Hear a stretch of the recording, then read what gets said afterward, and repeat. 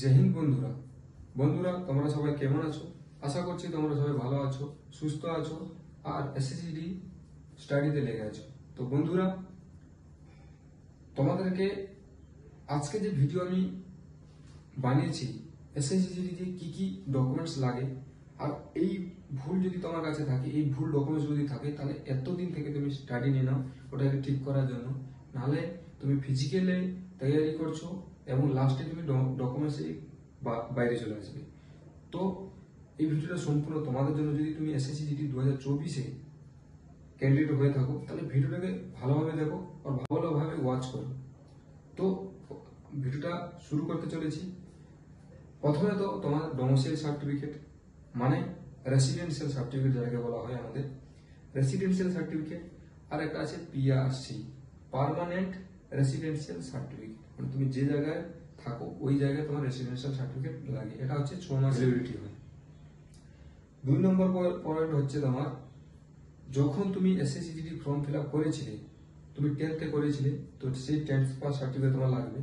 এবং তার সাথে তুমি এই বছর আবার এইচএস দিয়েছো, মানে 12th পাস করেছো, তাহলে তুমি 12 পাসের সার্টিফিকেট সাথে নিয়ে যাও।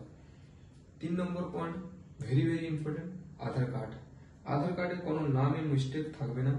তোমার মাধ্যমিক কার্ডে মাধ্যমিক এডমিট কার্ডে যেটা নাম স্পেলিং আছে ওখানেও সেম থাকবে, আর ডেট অফ বার্থও সেম থাকা দরকার। 4 নম্বর পয়েন্ট হচ্ছে ফটো কালার ফটো দরকার 10 কপি। কালার ফটো যদি না থাকে তাহলে ভালোভাবে তুমি তুলে রাখতে পারো, কেননা তোমার কাছে আর কোনো টাইম নেই। মাত্র 2-4 দিনের মধ্যে তুমি খবর পেয়ে যাবে যে তোমার ফিজিক্যাল কত ডেটে তোমাদের ফিজিক্যালটা হতে চলেছে। 5 নম্বর যেটা হচ্ছে ভেরি ভেরি ইম্পর্টেন্ট পয়েন্ট, তোমার হচ্ছে বাবা মায়ের নামের স্পেলিং এর মিস্টেক। যদি তোমার এডমিট কার্ডে আছে তোমার বাবার কোনো জায়গায় হচ্ছে SHRI শ্রী হয়, আর একটা হয় SRI শ্রী, তো কোনো জায়গায় তোমার হয়তো এখানে আছে SHRI কিন্তু তোমার বাবার আধার কার্ডে আছে SRI, তো তোমাকে কোড করাতে হবে। তোমার নিজের নামের মিস্টেক থাকলে হবে না, আধার কার্ডে সাথে তোমার এডমিট কার্ডে ওটা সেন্ড করাতে হবে। কিন্তু বাবার যদি হয় তাহলে তুমি ওটাকে কোড করাতে পারো। এটা হচ্ছে ভেরি ভেরি ইম্পর্টেন্ট পয়েন্ট। এটা অনেক ছেলে ইগনোর করে দেয়, আর লাস্টের দিকে বাইরে করে দেওয়া হয়। তো এটা তুমি ঠিক করাতে হবে তোমাকে। এবারে ফিজিক্যাল কবে থেকে তোমাদের শুরু হবে? ফিজিক্যাল তোমার 8 আগস্ট থেকে তোমাদের ফিজিক্যালি এডমিট কার্ড ডাউনলোড হওয়া শুরু হয়ে যাবে। এবং তুমি যখন ফিজিক্যাল দিতে যাবে, তোমার সাথে কি কি থাকা দরকার? 1 নম্বর পয়েন্ট হচ্ছে ইলেকট্রল। যে কোনো তুমি মেডিসিন দোকানে পেয়ে যাবে, অ্যাভেলেবেল থাকবে। 22 থেকে 23 টাকা নেয় একটা প্যাকেট, ইলেকট্রল সাথে থাকবে। আর হচ্ছে খাওয়ার জল, এবং সাথে যদি তুমি নিয়ে যেতে পারো ব্রেড, কলা, কেন তুমি যদি পেট যদি তোমার ঠিকঠাক থাকে তাহলে তুমি রানিংও স্টেমিনা পেয়ে যাবে।